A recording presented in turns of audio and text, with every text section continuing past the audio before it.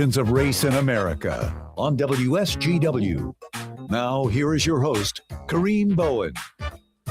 Good afternoon, ladies and gentlemen. Welcome to another edition of United Shades of Gray, Conversations of Race in America, where we're always going to give you something to talk about. I remember a song back in the day, in the 80s or the 90s, by one of my favorite old school favorites, Bonnie Raitt, and she said, let's give them something to talk about. So today with us, those usual suspects are with us here on today.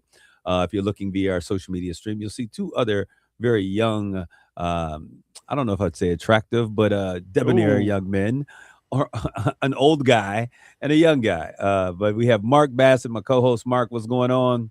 Not too much. Just back in town for a little while.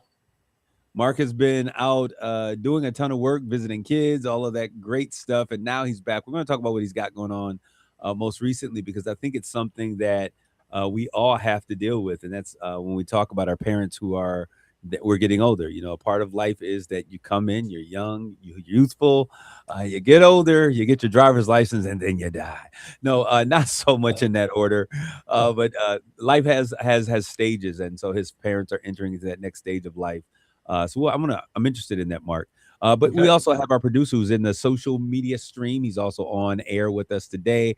John being the place to be. What's good, John? Hello. What's cooking?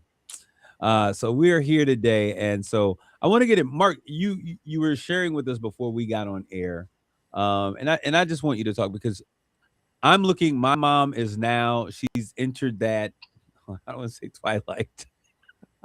The last leg of the race, the final lap.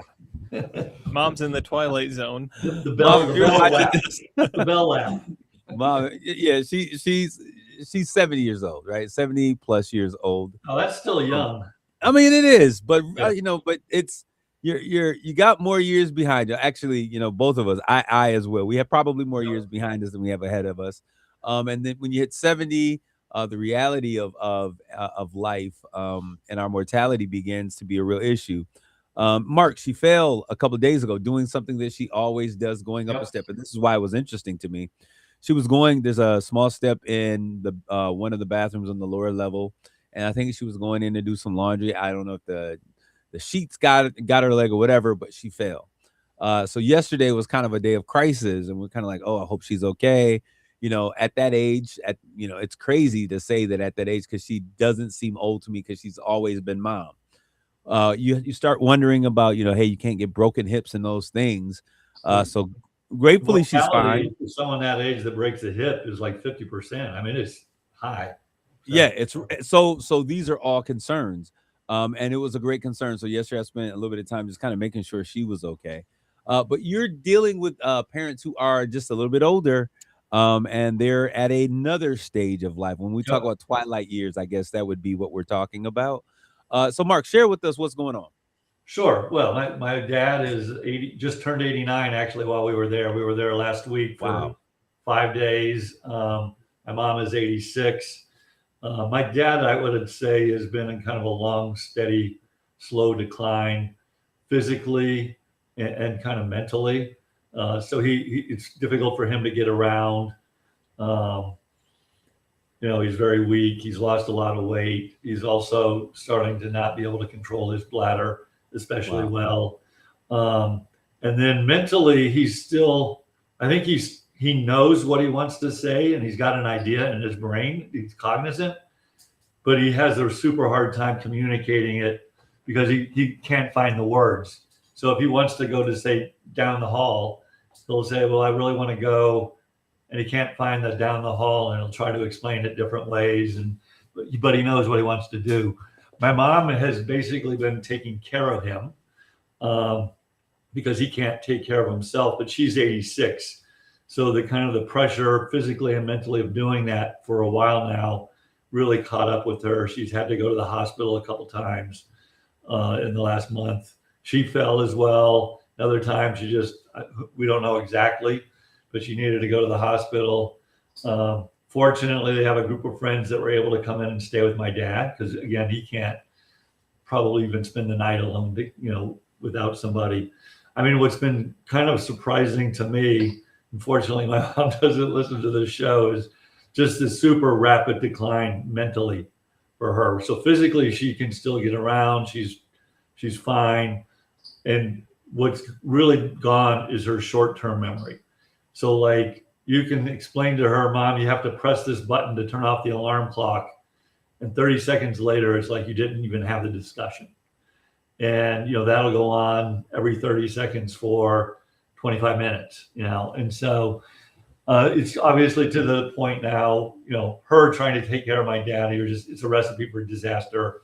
So we moved him last week my sister flew down about a month ago, helped them pick out an assisted living facility, and I moved them in last week, which was, they've been in their house for 47 years. And the older you get, I think harder change. Some people are not actually naturally good at change. And I'd say that's them. And as the older they get, change is even harder. So it had some good hours and some bad hours during those few days of moving them. So I would imagine a lot of memories and thoughts and things, all of that being wrapped into that entire process of moving 47, you said, years of 47 years in that house. Yeah.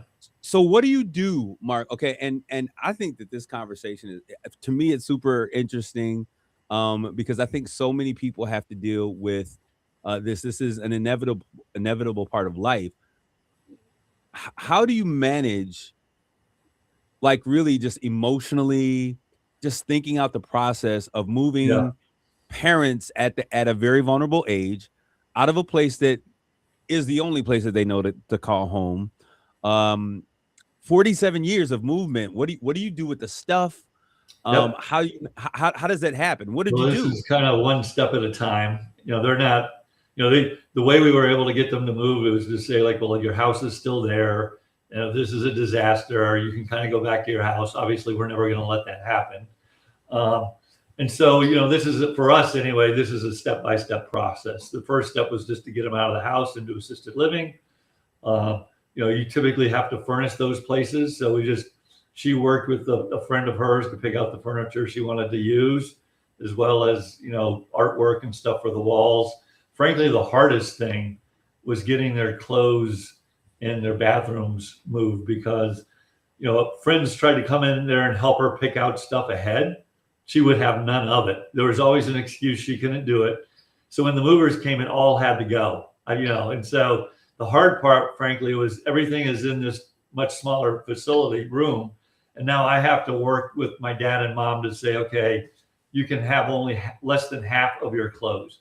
My dad, frankly, was easy because, again, he's kind of, for the most part, just sitting there. He doesn't have a strong opinion, and I just picked out stuff.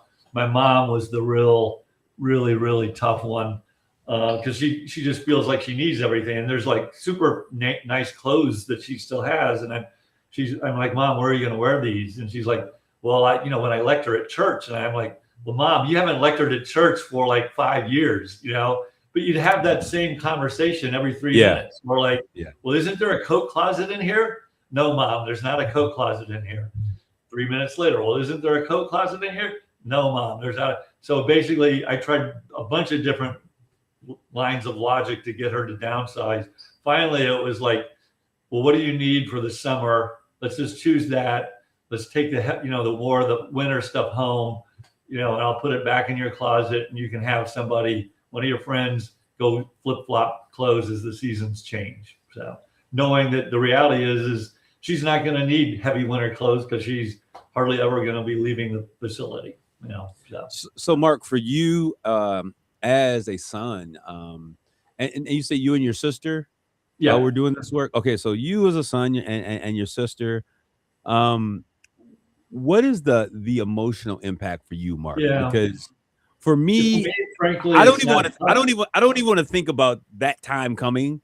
Yeah, because it just makes the reality of life so real. How do you manage that? What are you feeling in this moment? For me, frankly, the decision to move them and moving them was very easy because, again, I just look at it logically of like, and even like in my sister, because ultimately them staying in that house is just a recipe for imminent disaster. I mean, a real disaster. And like my sister would struggle with like, well, what if we move him and a week later dad dies and mom blames us? And I'm like, I don't really care if she blames me. I know in my heart of hearts we're making the right decision.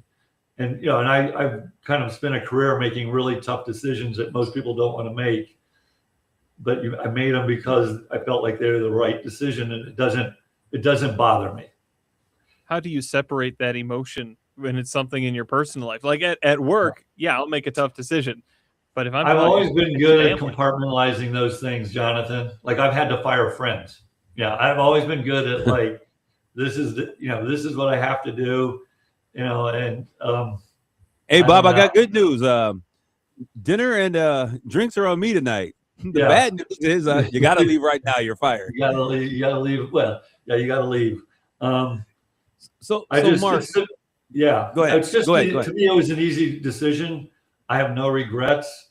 And again, this has been, they're 89 and 86, and this is horrible to say, but my dad's quality of life at this point is really bad, poor, and there's a part of me that just, for his sake, and frankly for my mom's sake, because it's weighing on her, and she can't be her full self when he's like that. There's a part of me that just kind of hopes, and this is a horrible thing to say, but that he dies in his sleep one night and over the next few months, kind of a thing.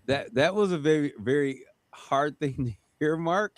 Yeah. But I'm gonna say this because we say that, and I think this conversation for people who hear it and that are dealing with these end of life decisions and challenging, we had no idea we were going to go this way because No. I would talk about this forever. But I think this is going to resonate with so many people who are dealing with aging parents. We had a situation with my grandparents. My grandparents have been gone for a while now, but my grandfather was bedridden for 22 years, and my grandmother was 80 years old, taking care of an 82-year-old man who could not get up. He couldn't change his clothes. He could, all of the things that you're talking about. Yeah. And, the family supported as much as can, but, when you're getting calls in the middle of the night and he wants to get up and, and all of these things, Yeah. you now are putting, your elderly parent in a position that if something were to happen, there's nothing that she can do. And so as you talked about, imminent tragedy, it's bad. And so I do remember like my prayer being for my grandmother that I just prayed that she would be able to enjoy, like give her 5 years to enjoy her life. Right. She spent 22 years of their time together. They were married for 62. 22, a third of those years were taking care of a bedridden husband. Yeah. And her not complaining and doing that work, which, your parents, my grandparents, they were people of a different age. Nowadays, I think that a spouse might check that person in and be like, okay, I can't do it. I'm on to the next. But it is both tragic. There's a tragedy, a beautiful tragedy in this moment, because there is that, what every person hopes to find in life. Jonathan is over here preparing for those nuptials, but for better, for worse, in sickness and health, till death do you part. And the reality of that, seeing it play out, is both beautiful and heartbreaking at the same time, to know that you can have this, that your heart says, I'm going to do this, I can do this, but just the physical reality of the matter puts limitations on those things. Yeah. So, Mark, you said something powerful. Your hope is, and it was a statement of love, because you would hope that your mom would be able to be free from the burden of having to feel like she's responsible for this. She can still get around. She wants to, I believe that she just refuses to leave his side. And so like, I left on Sunday. I called her from Reagan Airport at about 11 just to see if the alarm went off. It was the first day I wasn't there to check the alarm went off. And she couldn't get my dad up, and the people hadn't come in to get him up yet. And so she went down to breakfast alone, and she met a lady, and she was like happy about like, well, I had this great breakfast, and I had, this great conversation with this interesting lady. And that's hard for her to do, like if she's at home, because ultimately they were afraid to go out because he might get sick, something might happen. And so while they have a great community of friends that visited them pretty regularly, the reality is most days they were locked in a pretty small house, alone and to themselves, just trying to live day to day. And with so very her- little human interaction. So her life, the remainder or this portion of her life has been arrested by taking care of her husband. Yeah. Yeah. So for those of you out there, I'm interested. If you hear this and you're listening to this, maybe you hear it on the social media stream. What are your thoughts about that? How would you handle this situation? And if you've been through it, hey, just give some tips, give some insight on what helped it to be better. How did you get through it, manage it? Because to me, Mark, it's a tough situation, and my heart and prayers. Seems like we've been saying that quite a bit, Mark. But God's been bringing miracles your way, so I'm gonna feel good about it. But the miracle of having your parents, Dad is 89, you said? 80, just turned 89. Wow. Mom is how old? 86.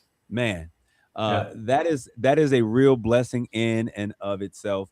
But we're gonna change. We're gonna get to some other things. I need to know what Jonathan's got going on, Mark. We gotta change the atmosphere because I want to see how the wedding plans are going. Honestly, what's going on with the wedding? Dun, dun, dun, dun. I should have had some rice in here so I could throw rice at them. I'm not. They don't do that anymore, Kareem. They don't do that anymore. It's bad for the birds. That's a whole meal.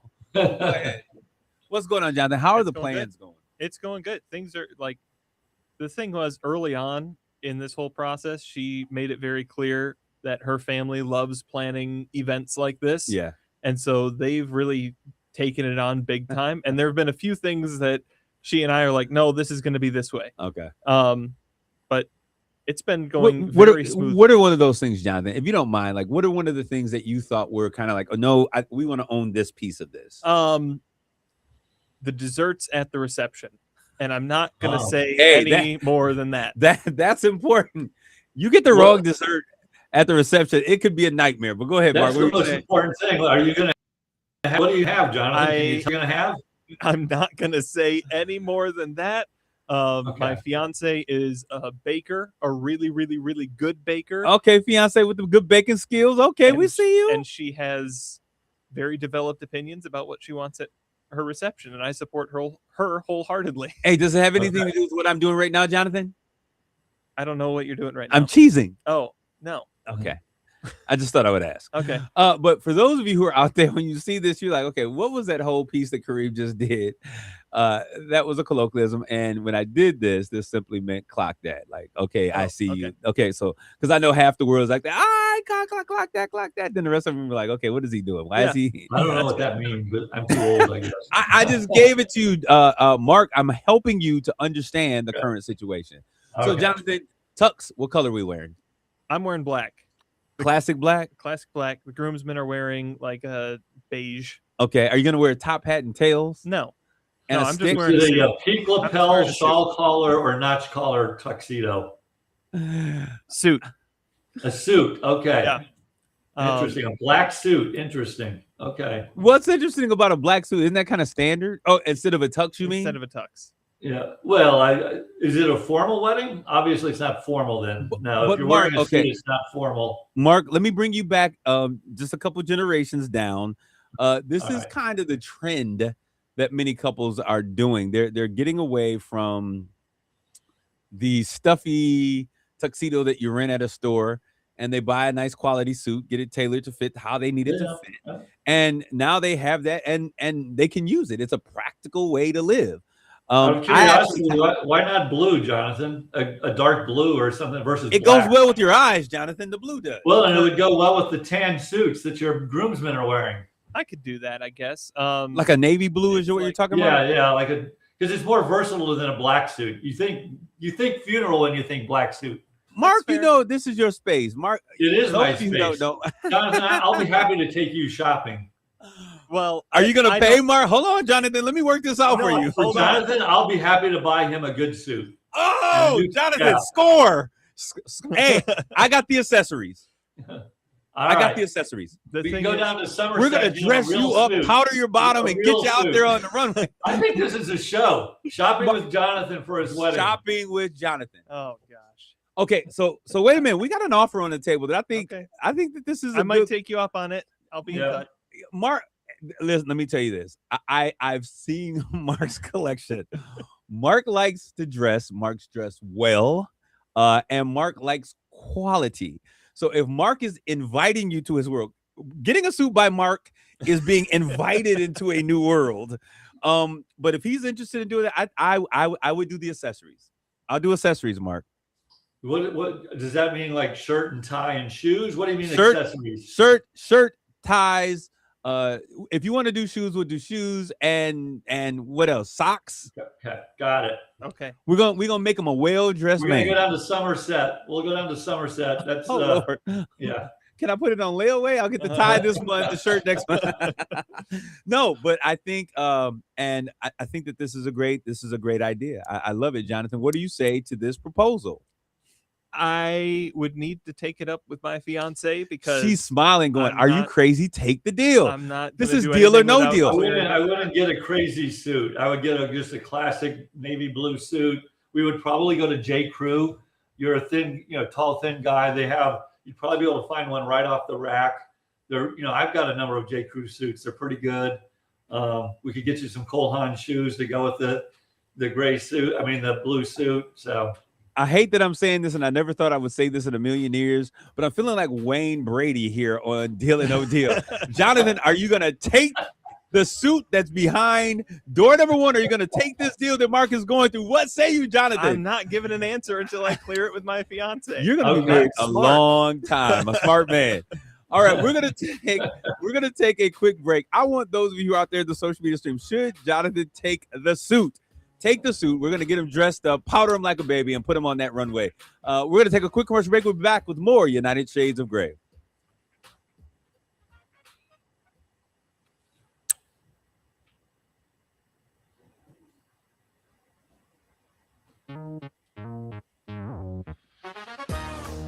You're listening to United Shades of Gray on WSGW. This is Kareem, and you're back with more United Shades of Gray, conversations of race in America. If you're noticing a laughter in my voice, it's because at the end of the last segment, we challenged Jonathan to take the suit. And I hope you do take us up on that suit and allow Mark and a little of his pizzazz. He's going to be controlled pizzazz because Mark will put you in plaids and stripes, but he's going to get some controlled pizzazz. And I think it's going to be a really good look. I'm excited that if you give us the opportunity, what's your just give me a first name. Sydney, this is my most earnest plea to you. Please allow us to do this for you and for Jonathan. The other thing we could do, you remember Monty Holland, the designer? I could reach out to Monty and say, hey, Monty, would love to bring Jonathan down and help have you style him. So the Tayon collection. There's 3 months. We don't have a lot of time. Hey, you got everybody you need right here in a 3-part circle. So, but we're good. Let's get to our conversation on today. Even though this is, I am still kind of chuckling because I love this conversation on the inside. For everyone that's out there, I wanted to have a conversation that kind of talks about some of the real things that have happened. There's been a lot that has been going on that we got volumes of information that we could talk about for a long time. That's happening not only in our government, but cases with the Carmelo Anthony thing coming out, just situations. Ben Crump now is jumping in with, for those of you who don't know, Ben Crump is the civil rights attorney. He is kind of like the new era of Johnny Cochran, assembling yet another, this is crazy, dream team. We heard back, remember in the 90s, I think it was 1990, there was Johnny Cochran and his dream team with O.J. Simpson and the famous line, if it doesn't fit, you must acquit. We now have a new young man who's out there doing civil rights attorney law. And Ben Crump is absolutely amazing. He's decided to take up this appeal for Carmelo Anthony. If you guys don't know this, go Google Carmelo Anthony, track star, track folks who are in a track meet. There's a murder that takes place under the tent. There's a lot of speculation. A lot of the thoughts about what should happen, what has happened, even though there was a guilty verdict there, are under speculation. And what I think, and my perception of this, a lot of it are down racial lines. White folks are saying, he's guilty, he shouldn't have been there. Black folks are saying this is not the same kind of justice that's being perpetrated for other folks, but it is what it is, right? So we're going to talk about those things and get into some of those things as conversation. But I want to talk today about the new civil rights era, kind of the men in crisis. There's a whole thing with men, and particularly young men being in crisis that's being reported. And then, how are we dealing with the politics of division? A big, tall order for conversation on today, but I think that it's something that we can do. I want to give a shout out to everybody who's listening to us on WSGW 100.5 and 790 AM simulcast. I want to thank those individuals who are here from this great radio station, this great media market that is allowing us to do this on a regular basis. And for those of you who tune in and listen, Connoisseur Media is the name of the game. I had to think about it for a second because I was going to give us the old name. But check in, continually tune in, Jonathan. They can hear this when? They can hear us Saturday mornings 6, Sunday evenings at 7. Or is it 7 and 7? No, it's 6 and 7. 6 and 7. He knows better than I do. Or anytime. 6, 7. Anytime online, WSGW.com is the best place to find that for the podcast version. All right, so I titled this the new civil rights era because there's so much that has changed in terms of what we're dealing with. We see so much legislation taking place, and as my mind just jumped in, the whole issue with J.D. Vance being ignored when they were having this, power brokers lunch with world leaders is a whole nother conversation. But there's a lot happening. But because this is about race in America, there's some things that I wanted to talk about. And President Obama referred to what's taking place with this current administration as the new Jim Crow. Do you guys understand what we mean by that? What's being meant by that? Okay. Yeah. Okay. Why don't you explain it for the audience, Kareem? Yeah. So for the audiences out there, a lot of the thing, Jim Crow was a time in which it was post-slavery. It was pre the civil rights era, and it was after the black codes. So once folks were enslaved, slavery was abolished by the Emancipation Proclamation. That came in, folks were free. Now they were free, but they didn't have jobs, and it became illegal. They started these black codes. It was illegal to have a job and not have a job. It was illegal to be homeless. So black folks ended up on the very same plantations working off their debts as indentured servants now, kind of. The same plantations that they were once on, this time still not getting any labor, but working in these same places, being arrested, all of those things. Then we moved into the Jim Crow era, which we kind of move into that place where there were these laws that were created to keep black folks and white folks separate. There were laws in terms of where black people could be, those sundown laws, those sundown cities, and we still have some of those in existence, where black folks couldn't be seen in certain sides of town. And we moved into the era of lynching and all of those other things. And so referring to the fact that blacks were free but did not have representation. They were free but less than. Yeah, free but less than representation. And so that is what I believe it was President Obama, when I was listening to one of his speeches, he referred to it as, are we entering into this new Jim Crow? And it's been something that I've heard sentiments echoed by other political leaders, black political leaders. What are your thoughts about the framing of this current time using the black Jim Crow because of the dismantling of some of the civil rights ideas and principles and legislation? What are your thoughts about that framework or that framing of what's happening? Well, I guess for me, we've had kind of similar discussions in the past. I think, I like to separate the discussion with, where have we come from up to this administration? Then this administration, which I think is a unique administration, that I think the time of this administration will pass, and we'll go back to more like what we were before this administration, if any of that makes sense. So you think that there'd be kind of like a regathering and a resetting of where we are as a nation, moving back somewhat towards center somewhere? I think so. Personally. What are your thoughts? What do you think, Johnny? You shook your head because I kind of believe like you. We're not going to move back towards center until something big changes, but I think I follow where you're going here, Mark. So I'm going to let you keep going. Well, I think this isn't about the politics. Yeah, I think this is a very unique administration, which has taken a very hardline stance.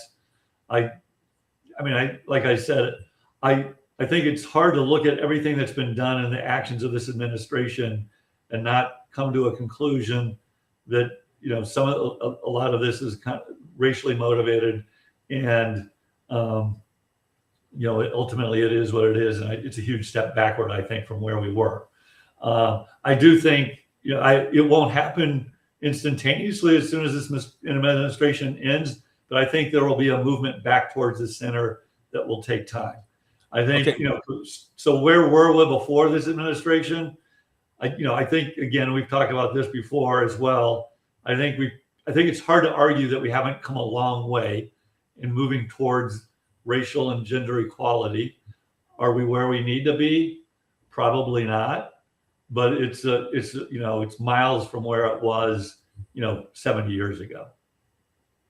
What do you think, Jonathan? You said you don't believe there's going to be a movement. It's not about the politics. That's not what I want to focus on here. But no, I don't think we're in the new Jim Crow era. I don't think there are things that people can't. I don't think there are restrictions as there were then. The question I would ask, and I'm going to ask it and then I'm going to keep going with my point, is what's something that black people can't do now that white people can by law? That's the question. And kind of my answer to it is nothing. There's the same, we're on that level playing field. And when we look at, as you said, some of the dismantling of some of these programs, I've said before that I could see a reason behind some of these programs being implemented. I didn't think they were executed well. And I think looking back, we are at a point socially as a country, as a society, where some of these training wheels where the government is mandating certain things aren't as needed anymore. And so taking off those training wheels and riding on our own isn't a bad idea. And I appreciate that. I would ask the question, what gives you the feeling or the understanding that things have changed to a degree that they no longer are needed? So so let's take a local company, a local Fortune 100 company. Yeah. Do you think of Fortune 100, and I don't know if they're still Fortune 100 anymore, to be quite honest, based on what their stock has done, but the Dow company, you have a black female CEO, you have a black CFO, you have a female general counsel. Do you think that could have existed 50 years ago? Not in the manner that it has, but this is my question. And my question was not only directed toward that, and your point is well taken. There have been some advances. So, and I think that in terming the new Jim Crow, it wasn't the fact that we are exactly in the same place. I think nobody would say that we're exactly in the same place, but we are fighting some of the very same battles. And to your point, Mark, I don't know if you follow the Dow Chemical and their stocks upon the announcement of an African-American woman who would be taking the helm in several different positions. What happened in those particular situations to those valuations, and we can tie it to a lot of things, but I continually want to say that how many other companies, Mark, you took that one, how many other companies resemble that kind of a makeup? Well, I haven't done the research. Like I said, but that was the example you used. Well, so I know that example because I know Dow Chemical intimately, and I'm local. 1%. For example, like one. Let me help you. 1%. That model represents less than 1%, but 1% of all of the major companies in this country are headed by African American CEOs. Well, as I said, do I think we made progress? Yes. Are we necessarily where we need to be? Probably not. Right. So back to what Jonathan was stating and his point that he was making. And it's interesting because this is where we bring that word in that everybody loves when we talk about systemic issues that exist or systemic racism. And so I think that although there have been some growth opportunities, and I think that there have, I agree with you about government mandates, 1000%. And I think that if we're able to create a system that never had government mandates, things such as nepotism, or, I'm going to open the door for my son to come and take over. And we continually operated by a standard that was the best person fits the job. That I don't think that the government should be in those things.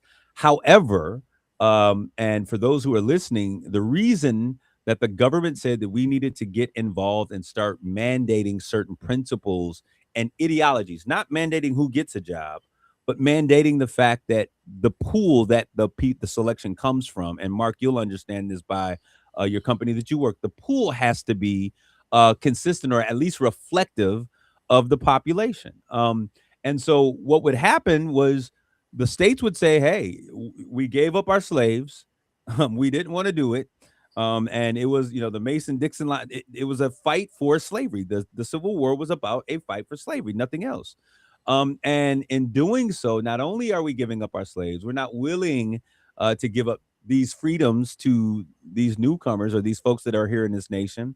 So it became an issue in which states were Louisiana, Mississippi, Missouri, Texas, all of those southern states were like, we're not doing it. So the federal government had to come in and say, listen, we are these United States of America.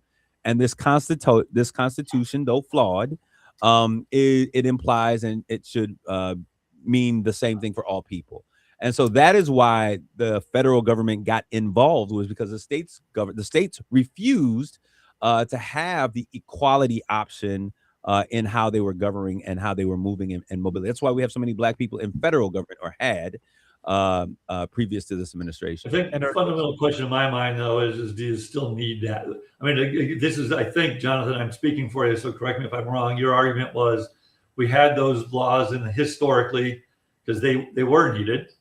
And the question becomes do you still need those laws today? Because I do think how you go about driving equality needs to evolve as the times change and views. So I'm going to turn the question a little bit. Okay. Have equal opportunity employment and other protections similar to that been dismantled? Yes. And many, I mean, a lot of those things have been taking place. And we are focusing on the dismantling of the pieces of what has taken place under this administration. But since 1972, there has been a continual attempt to do so. I mentioned to you all John Roberts' attempt to do so in 1984 with the civil rights, his attempt to limit some of those civil rights things. So what we see in terms of voting, so what we see is a continual evolution from the time that it started. You got to understand that if there are opposing forces in terms of how we view something, half of the country feels this way, the other half of the country feels this way. And then even the half of the country that says slavery is wrong is not an absolute slavery is wrong, right? It is slavery is wrong because they're humans, but there is sometimes a nuanced approach. I don't think that we should be able to treat them this way, but it's not an absolute, right? And there are some people that were saying we absolutely believe it's wrong.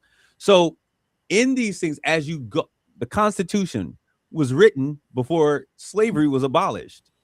That should be an indication that the ideologies of slavery that caused that enabled and allowed it to last so long in the United States, if it existed before the Constitution, and then the Constitution, the Constitution existed before the abolition of slavery, then I would think that the ideologies of slavery would be in place, and we see that because many of our governing presidents own slaves.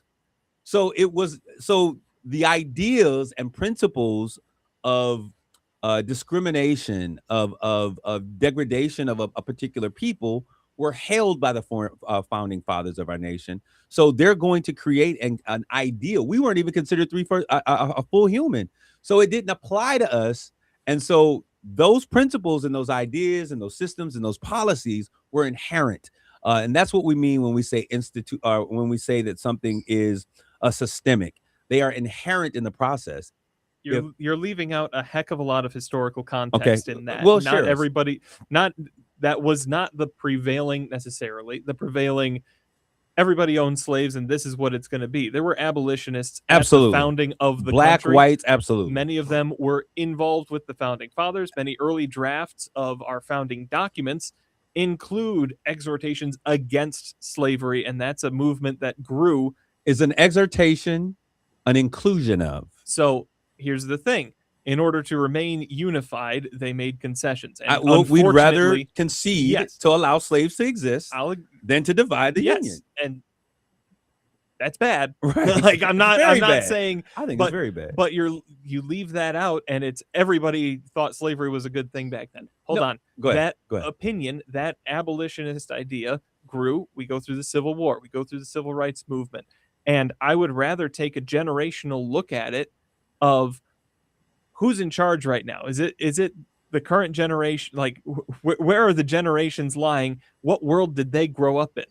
I think when I say we should take some of these training wheels off and we can do away with some of these, I'm looking at the society that is built kind of by the younger people, and how the people who are going to be taking these companies over in the next 10, 15, 20 years behave and interact with each other.